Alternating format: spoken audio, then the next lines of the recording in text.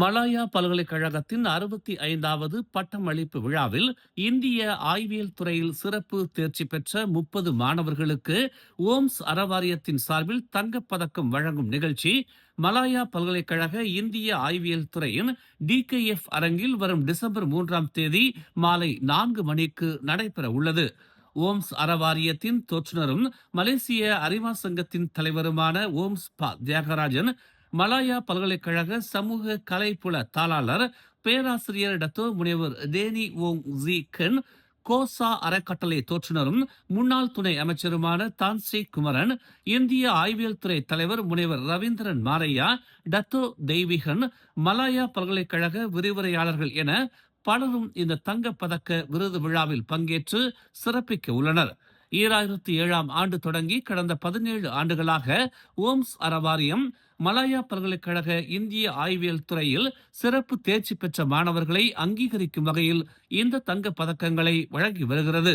2007ஆம் ஆண்டு இந்திய ஆய்வியல் துறையின் இணை பேராசிரியர் முனைவர் குமரன் சுப்பிரமணியம் அவர்களால் இந்திய ஆய்வியல் துறை மாணவர்களை கௌரவப்படுத்தும் நோக்கத்தில் ஓம்ஸ் தியாகராஜன் அவர்களிடம் தங்கப்பதக்க விருது திட்டம் கோரிக்கையாக முன்வைக்கப்பட்டது.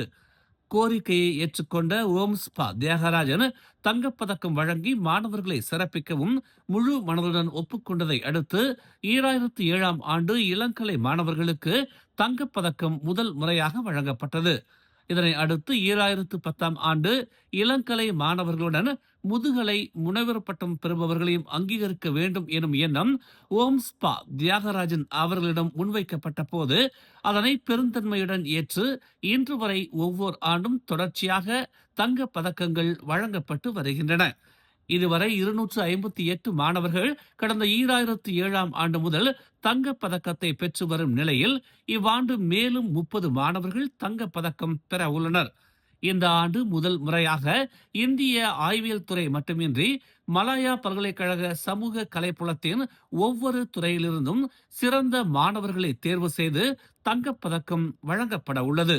இவ்வாண்டு இந்திய ஆய்வியல் துறையில் இளங்கலை பட்டம் பெற்ற 13 மாணவர்களுக்கும், முதுகலை பட்டம் பெற்ற 2 முனைவர் பட்டம் பெற்ற 1 உட்பட சமூக கலைப்புலத்திலிருந்து 14 மாணவர்களும் தங்கப்பதக்கம் பெறுகின்றனர். இதுவரையில் 258 மாணவர்கள் கடந்த 2007ஆம் ஆண்டு முதல் தங்கப்பதக்கத்தை பெற்ற நிலையில் இவ்வாண்டு 30 மாணவர்கள் தங்கப்பதக்கத்தை பெற உள்ளனர்.